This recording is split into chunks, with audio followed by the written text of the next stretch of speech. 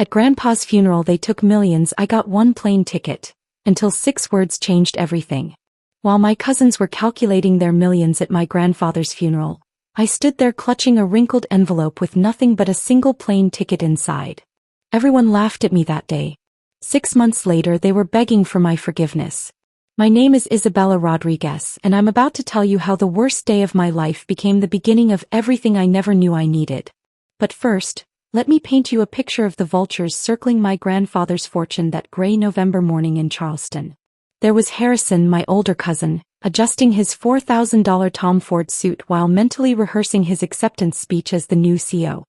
His sister Vivian barely contained her excitement behind her Chanel sunglasses, probably already planning which Instagram filter would best showcase her new Ferrari. Their parents, Uncle Charles and Aunt Catherine, stood like sharks who'd finally smelled blood in the water. Charles's manicured fingers were already twitching toward the legal documents our family lawyer held. And then there was me, the small-town librarian who'd driven 4 hours in a beat-up Toyota Camry with a rattling muffler just to say goodbye to the only person in this family who ever truly understood me. Grandfather Samuel had built an empire from dust. He'd transformed a single hardware store into Rodriguez Construction and Development, and everyone wanted their slice of his kingdom. Everyone except me. I just wanted 5 more minutes to read poetry with the old man who taught me that the most powerful words are the ones that change hearts, not bank accounts. That funeral wasn't just about saying goodbye to Samuel Rodriguez. It was the day I discovered that sometimes the smallest gift carries the biggest secret, and sometimes the people mocking you are standing on ground that's about to crumble beneath their designer shoes. My alarm buzzed at 6 a.m. every weekday just like it had for the past 5 years since I'd started working at Magnolia Public Library in Savannah. The crack in my studio apartment's ceiling looked like the Liberty Bell if you tilted your head just right. My upstairs neighbor's toddler was already running marathons across their hardwood floors, and I could hear Mr. Thompson practicing his saxophone through the paper-thin walls. This was my reality, predictable, humble, and completely opposite from the world I'd grown up in. Being a Rodriguez meant something in certain Georgia circles. It meant country club memberships and private academies, beach houses on Hilton Head and investment portfolios. But for me it meant choosing between groceries and car insurance because I'd walked away from all that wealth to help kids discover the magic of books and stories. My father Miguel had understood that choice. He was the only one who ever did. Dad died when I was 16. A construction accident at one of Uncle Charles's job sites while inspecting safety protocols. He'd spent his whole life being the responsible brother, the reliable one, the one who never complained when Charles took credit for his innovative designs. The last thing he whispered to me in that hospital room was, "Isabella Mija, don't let them change who you are. Your grandfather built me into someone I wasn't, and look where it led." 3 hours later he was gone. The Palmetto Country Club had never felt more suffocating than it did that drizzly November afternoon. Grandfather Samuel had specifically requested his will be read in the same oak-paneled boardroom where he'd closed his biggest deals over bourbon and Cuban cigars. The mahogany conference table reflected our faces like a funeral mirror, and I could see Harrison checking his Patek Philippe watch for the 4th time in 10 minutes. We'd just returned from Bonaventure Cemetery, where the autumn rain had turned the burial into a muddy mess that Aunt Catherine complained about during the entire drive back. Before we begin, Mr. Jacobson, the family attorney, adjusted his wire-rimmed glasses and cleared his throat. I want everyone to understand that Samuel was extremely particular about these arrangements. He revised this will just 1 week before his passing. Uncle Charles leaned forward like a predator sensing wounded prey. We understand, Jacobson. Samuel discussed the succession plan with me extensively. That was pure fiction and we all knew it. Grandfather never discussed business outside his office, and he certainly never made promises to anyone. But Charles had been telling everyone who'd listened that he was taking over as CEO, that Harrison would be his lieutenant, and that the Rodriguez legacy was secure in their capable hands. Very well, let's proceed. Jacobson opened his leather portfolio with ceremonial precision. To my eldest son, Charles Rodriguez, and his wife Catherine, I leave the estate in Kiowa Island and the investment portfolio held in account ending in 8847. Catherine grabbed Charles's arm so tightly her tennis bracelet caught the overhead light. The Kiowa house. Oh, Charles, he remembered how much we adored our summers there. To my grandson, Harrison Rodriguez, Jacobson continued in his measured tone, I leave Rodriguez Construction and Development and all its operational assets, with the strict condition that he maintains current employment levels for no less than 18 months. Harrison shot up from his chair so fast it scraped against the polished floor. I knew it. Grandfather, I promise I won't disappoint you. He was already fumbling for his phone, probably updating his LinkedIn profile to Chief Executive Officer. To my granddaughter Vivian Rodriguez, I leave the penthouse overlooking Charleston Harbor and the yacht Southern Belle, currently docked at the Charleston Marina. Vivian's squeal could have shattered the crystal chandelier. The penthouse? Oh my God, do you realize what that property is worth? And Southern Belle? My followers are going to absolutely die when they see my yacht life content. Mr. Jacobson turned toward me, and I caught something in his expression that looked almost like sympathy mixed with anticipation. And to my granddaughter Isabella Rodriguez I leave this. He produced a small manila envelope, weathered at the edges, my name written across it in Grandfather Samuel's distinctive handwriting, the same handwriting I'd seen on countless bedtime story notes he'd slip under my door during childhood visits. The room fell into complete silence for exactly 3 heartbeats before Harrison erupted into laughter. Are you kidding me? Harrison's voice cracked with amusement. That's it? An envelope? What's next, a participation trophy? I accepted it with steady hands, though my pulse was hammering against my throat. The paper felt fragile, almost sacred. Inside was a single airline ticket and a small, folded note. Harrison snatched the ticket from my trembling fingers before I could fully process what I was seeing. Let me guess, coach class to some random destination? Oh, this is absolutely priceless. He held it up like evidence in a courtroom. Barcelona, Spain. One way. Departing in 48 hours. His laughter turned cruel. The librarian gets a vacation. Maybe grandfather thought you needed some culture. Vivian was already recording on her phone, her voice dripping with mock sympathy. Isabella, sweetie, your face right now is honestly hilarious. Don't worry, maybe he included some travel insurance too. Uncle Charles stood up, straightening his silk tie with the authority of someone who'd just inherited everything that mattered. Samuel always said you lacked the killer instinct for business, Isabella. At least he gave you something thoughtful. Barcelona is beautiful in November. Perhaps it's his way of helping you process everything. How considerate, Aunt Catherine added, her voice saccharine with false concern. A little European adventure to help you find yourself. Very poetic for someone in your situation. My mother, who'd been sitting quietly in the corner like a shadow, finally spoke up. Is that everything, Mr. Jacobson? That concludes the asset distribution, Jacobson replied, closing his portfolio with a decisive snap. However, there is a sealed letter for Isabella, to be opened only upon her arrival in Barcelona. The letter? Harrison was practically choking on his laughter now. What's he going to say? Sorry you're poor, enjoy the tapas. Harrison, enough, Charles said, though his smile betrayed his amusement. Isabella made her choice. She wanted to be a librarian, and Samuel respected that decision enough to give her a farewell gift. We should all be grateful for what we've received today. I stared at the ticket again, studying every detail. November 18th, 2:15 p.m. departure. Iberia Airlines Flight 347, destination Barcelona El Prat Airport. Why so specific? Why Barcelona? In all our years of reading together, Grandfather had mentioned London, Paris, even Tokyo for his business ventures, but never Spain.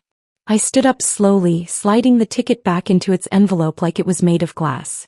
Well, I suppose I'd better start packing. You're actually going? Vivian looked genuinely shocked. You're going to blow your savings on some random trip to Barcelona? Your grandfather gave me a ticket, I said, meeting each of their mocking gazes in turn. The least I can do is honor his final gift. Charles shook his head with paternal disappointment. Sentimental fool, just like your father. Miguel never understood that emotion has no place in smart business decisions either. That comment ignited something fierce in my chest. Charles was wrong about my father, wrong about me, and maybe, just maybe, wrong about what grandfather had actually left me in that envelope. As I walked out of that country club, their laughter echoing behind me like cruel music, I remembered something grandfather had told me during our last reading session together. We'd been going through his collection of Pablo Neruda poems, and he'd suddenly looked up from the book with those sharp gray eyes. The most beautiful discoveries, Isabella, he'd said, are the ones that find you when you're not looking for them. The November sun was breaking through the storm clouds as I reached my car, and for the first time that day, I felt something that might have been hope stirring in my chest. That night, I sat at my kitchen table staring at the airline ticket while my laptop displayed my checking account balance. $2,347. My rent was due in 6 days. My car needed new tires. I had 23 book club discussions to prepare for the following week. Every practical voice in my head screamed that flying to Barcelona was financial suicide. But I couldn't stop thinking about grandfather's expression during our final reading session, just 2 weeks before his heart attack. He'd seemed different that evening, softer somehow, like he'd finally stopped performing a role he'd been playing for decades. "Isabella," he'd said, closing his worn copy of Garcia Lorca's poetry, "what do you know about faith?" "It's believing in something you can't prove," I'd answered, the same response he'd taught all of us grandchildren. "No, Mija. True faith is following a path when you can't see where it leads. Your father had that kind of faith once. He trusted me with something precious and I let him down. But you, Isabella, you're different. You never wanted anything from me except stories and time." Now, holding that mysterious ticket, his words felt less like memory and more like prophecy. I called my mother first thing the next morning. "I'm going," I said without preamble. "I knew you would," Maria replied without hesitation. "Your grandfather called me 3 weeks ago. He didn't explain much, just that I should support whatever decision you made after the funeral, no matter how crazy it seemed." "Mama, this is insane. I can't afford to miss work. I have responsibilities, bills." "Isabella, your father once told me that Samuel wasn't always the man we came to know. He said there was a before and after in your grandfather's life, and our family only knew the after. Maybe this trip is about discovering the before."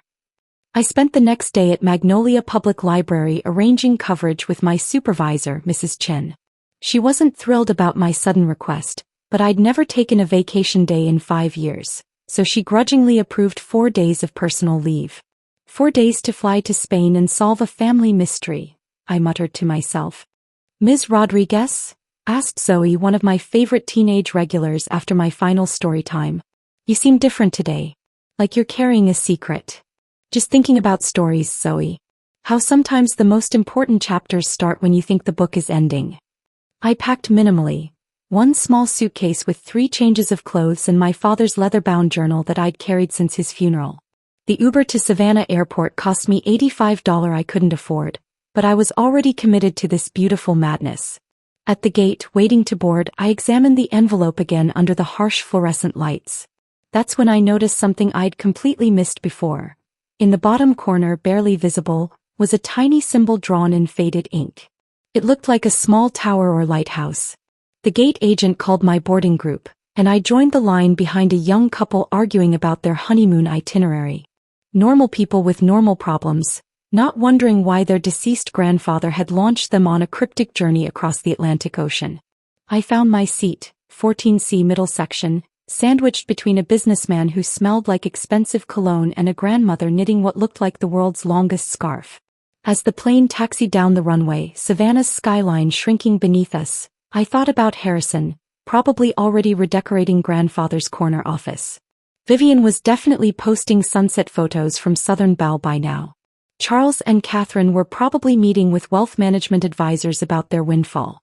And here I was, squeezed into economy class, flying toward complete uncertainty with money I couldn't spare. But something felt absolutely right about it. For the first time since grandfather's funeral, I felt like I was exactly where the universe needed me to be. The wheels touched Barcelona's tarmac at exactly 11:47 a.m. local time.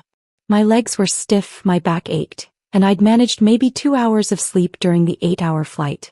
The Spanish announcements mixed with English as we approached the gate, and suddenly the magnitude of my situation crashed over me like a cold wave.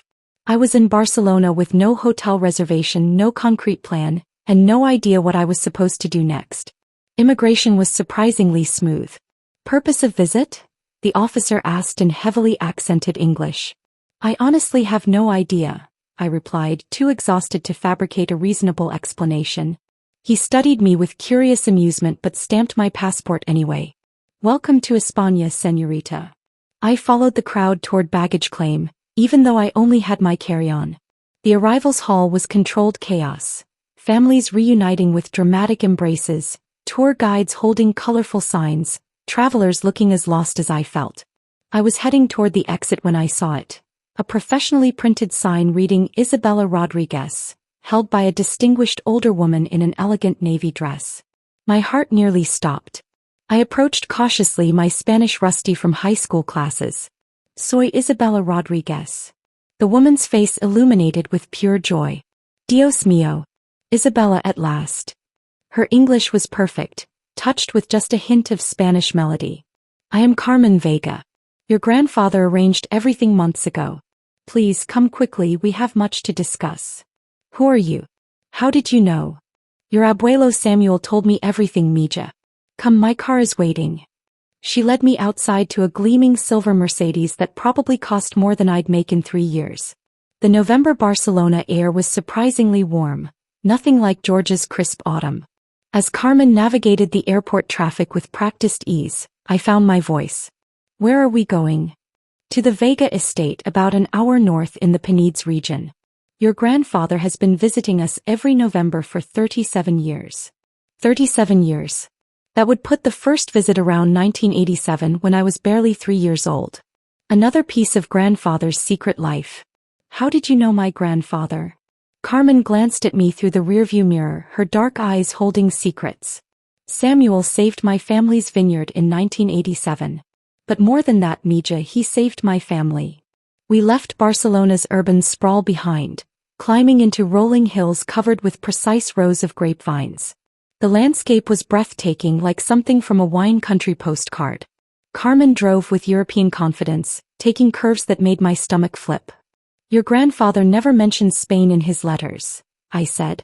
Samuel was a man who kept his compartments very separate, Carmen replied carefully. But every November he would come to us. He said it was the only place where he could remember who he used to be before business consumed him. The road narrowed, winding through a picturesque village where elderly men sat outside cafes watching our Mercedes pass with mild interest. Then Carmen turned onto a private road lined with ancient olive trees. At the end stood a villa that literally took my breath away. 3 stories of honey-colored stone, terraces overlooking endless vineyards, gardens that looked like they'd been designed by Renaissance masters. But what stopped my heart completely was the tower rising from the villa's eastern wing, exactly matching the tiny symbol on my envelope. Carmen parked beside an ornate fountain where stone dolphins danced in eternal circles. Before I could process what I was seeing, the villa's massive wooden doors opened, and a man emerged who made my knees weak. He was tall, broad-shouldered, probably in his early 30s, with the kind of rugged handsomeness that belonged in cologne advertisements. His dark hair was perfectly disheveled, and his eyes were the most incredible shade of green I'd ever seen. But what really made me stagger was his smile, warm, genuine, and somehow familiar. Carmen's voice seemed to come from very far away. Isabella, meet your cousin Diego Vega. Cousin? I whispered. Diego approached with confident strides, and when he spoke, his voice was rich chocolate with a Spanish accent. Prima Isabella, finally. Welcome to your second home. The world spun slightly. I don't understand. How are we? Your grandmother Elena, Carmen said gently. She was my sister. That's impossible, I managed, gripping Diego's strong hand to keep from falling. My grandmother died when I was a baby. Carmen's expression grew infinitely gentle. Your American grandmother did pass away, Querida. But Elena, your grandfather's first wife, she lived here until she died just 2 years ago. Diego led me inside the villa, his hand steady on my elbow. The interior was understated elegance, nothing like the gaudy mansion Charles and Catherine owned back in Charleston. Carmen guided me to a sitting room where the walls were covered with photographs that made my breath catch. I saw my grandfather, young and radiantly happy, standing in front of a small Spanish church. A wedding photo, Grandfather Samuel and a beautiful dark-haired woman, both barely in their 20s, looking at each other like they'd discovered magic. We married in 1973, Carmen explained, pouring 3 glasses of wine from an elegant crystal decanter. Samuel had come to Barcelona as a young construction worker, part of an international exchange program. We met at a festival in the Gothic Quarter. He was so handsome, so full of dreams about building beautiful things. The wine was extraordinary, complex, rich with hints of cherry and earth. This is from our vineyard, Diego added. Herencia we call it. It means inheritance. I don't understand, I said, my world tilting on its axis. Grandfather had a whole secret life here? A secret family. More than a life, Carmen continued, settling into the chair across from me. He had children. Elena gave him 3, Miguel, your father, Carlos, and Sofia. When Miguel was 12, Samuel felt called back to America. Business opportunities, he said. He was supposed to return in 6 months. But he met your American grandmother instead, Diego said quietly. Elena never blamed him. She understood that sometimes love comes twice in different forms. My hands were trembling. So he lived a complete double life? No, Mija, Carmen corrected gently. He lived 2 truths. He loved both families differently, completely. The vineyard grew successful under Elena's management. Samuel sent money, visited every November, but he could never choose between his 2 worlds. She walked to an antique escritorio and retrieved a thick folder. Vega Vineyards International. 12 million in assets, 300 acres, contracts with distributors in 15 countries. Elena left it all to you, Isabella, with Samuel's complete agreement. The documents Carmen showed me were overwhelming. Deeds, contracts, profit statements, all proving that my grandfather had built an entirely separate empire in Spain. But what devastated me most was the video message Diego played on his laptop, recorded just 1 month before grandfather's death. Samuel's familiar face filled the screen, but he looked different here. Peaceful, authentic, like he'd finally stopped wearing a mask he'd carried for decades. Isabella, mi nieta querida, if you're watching this, then you trusted me enough to take that flight. Good. You always were the only one who understood that some treasures can't be measured in dollars. He leaned closer to the camera, those sharp gray eyes softening. Your cousins received exactly what they always wanted from me, the appearance of wealth and power. But appearances can be devastatingly deceiving, Mija. Rodriguez Construction has been hemorrhaging money for 2 years. I've hidden the losses, but Harrison's about to inherit a sinking ship. The Kiowa estate has 2 mortgages. Southern Belle is leased, not owned. The Charleston penthouse? The bank owns 80% of it. My grandfather's smile turned almost mischievous. I gave them exactly what they showed me they valued. Hollow prizes that glitter like gold but crumble when you touch them. But you, Isabella, you visited me just to read poetry.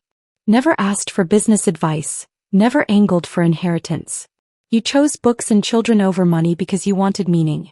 So I'm giving you what you never requested, truth, family, and yes, wealth that's actually built on solid ground. The camera pulled back slightly, showing the villa's library behind him. This vineyard produces 800,000 bottles annually. Elena's family has owned this land for 4 centuries. Your uncle Carlos has been managing operations, waiting 20 years to meet you. Your cousins Diego and Sofia are good people, raised with values, nothing like Harrison and Vivian. This is your real inheritance, Mija. A family that values work over status, land that creates something beautiful, and a legacy built on love, not manipulation. He paused, that familiar sharp intelligence returning to his expression. Oh, and Isabella, your next move is yours to make, but here's my suggestion. Harrison will call within 3 weeks, desperate for help. Be kinder to him than he was to you. That's what makes you extraordinary. The recording smiled one last time. Jacques mate, my granddaughter. Checkmate. I spent 3 transformative weeks in Spain, discovering everything I never knew I needed. Uncle Carlos looked so much like my father it made my chest ache with bittersweet recognition. He'd managed the vineyard with quiet dignity, never resentful about being the hidden son, just grateful for the connection to his father. Diego and Sofia, my Spanish cousins, welcomed me like a sister returning from a long journey. They taught me about wine, about the land, about the grandfather they'd known versus the businessman I'd grown up with. He was completely different here, Sofia told me one golden evening as we walked through the vineyards. Relaxed. He'd work alongside the laborers, dirt under his fingernails, laughing at Carlos's terrible jokes. Not the corporate titan you knew in America. The call from Harrison came exactly 19 days later, while I was teaching Diego how to make my grandmother Maria's famous sweet tea recipe. My phone buzzed with a Charleston area code at 2 a.m. Barcelona time. Isabella. Harrison's voice had lost every trace of arrogance. Please don't hang up. We need to talk. I stepped onto the villa's terrace, Barcelona's lights twinkling in the distance. What's wrong, Harrison? Everything's gone. His voice cracked. Rodriguez Construction is bankrupt. The forensic accountants found all of it. The hidden debts, the falsified reports. Dad lost the Kiowa house yesterday. Vivian's penthouse got foreclosed this morning. Southern Belle was repossessed at the marina. I'm sorry, Harrison. That must be devastating. No, he said firmly. Don't apologize. We were horrible to you at the funeral. We laughed while you got the real treasure, didn't we? Yes, I said simply. Good. You deserved it. You were the only one who actually loved grandfather instead of his money. I made Harrison an offer the next morning. Director of American Operations for Herencia Wines. Salary plus profit sharing, not ownership. He accepted immediately, relief flooding his voice. Vivian took longer to swallow her wounded pride, but eventually she came around. She's actually brilliant at social media marketing when she's promoting something real instead of just her lifestyle. She's engaged to Sophia's best friend now, learning the wine business from grape to glass. Charles and Catherine moved to a modest apartment in Greenville, South Carolina. Charles found work as a project manager for a small construction company. Catherine got a position at Belk department store. They refused to speak to me, but Harrison says they're actually happier now, forced to rely on each other instead of money. My mother retired from her nursing job at Savannah General and moved into the guest cottage on the North Carolina property I purchased with Herencia's first major distribution deal. She spends her days painting watercolors, something she dreamed of doing but never had time for. Me. I still work at the library but only part-time now. Summers the first spend in Spain learning viticulture, getting to know the family I never knew existed. My teenage regulars think it's incredible that their librarian owns a Spanish vineyard. I use my story to teach them about courage, family secrets, and the unexpected ways life reveals who we really are. Last week I was in the villa's library reading Garcia Lorca to Uncle Carlos when he said something that stopped me completely in my tracks. You know, Isabella, your grandfather always said the winner isn't who takes the most pieces, but who recognizes which pieces actually have value. I looked at the book in my hands, then at the vineyards beyond the window, then at the photograph on the mantel. Young Samuel and Elena radiantly happy in 1973. He won, I whispered. It just took 50 years for the game to end. Carlos smiled, his eyes crinkling just like Dad's used to. No, Mija. You won. You just didn't realize you were playing. That crumpled envelope everyone mocked? It wasn't just an airline ticket. It was an invitation to discover who I really was, where I truly belonged and what actually mattered in this short, precious life. My grandfather gave my cousins exactly what they thought they wanted and gave me what I didn't even know I needed. A family that values authenticity over appearances, work that creates beauty instead of just profit, and the courage to trust when nothing makes logical sense. The last bottle of wine grandfather Samuel personally selected sits unopened in my Savannah apartment. The label reads, Herencia 2024, and underneath in his distinctive handwriting, for Isabella, who understood that the greatest inheritance isn't what you're given, but what you're trusted to continue. Every Sunday I still read poetry, sometimes with Carlos in Spain, sometimes with my library kids in Savannah, sometimes alone on my balcony, thinking about the old man who orchestrated the most beautiful long game I've ever witnessed. He taught me that real wealth isn't measured in bank accounts but in truth, family, and the faith to follow mysterious paths when they call your name. Turns out the game everyone else was watching. That was just the distraction. The real inheritance was happening on a completely different continent, in a different language within a different definition of what family actually means. And Grandfather Samuel made sure I was the only one who got an invitation to claim it. If this story touched your heart, please share it with someone who needs to remember that sometimes the smallest gifts carry the most life-changing surprises. Tell me in the comments about a time when something seemingly insignificant completely transformed your world.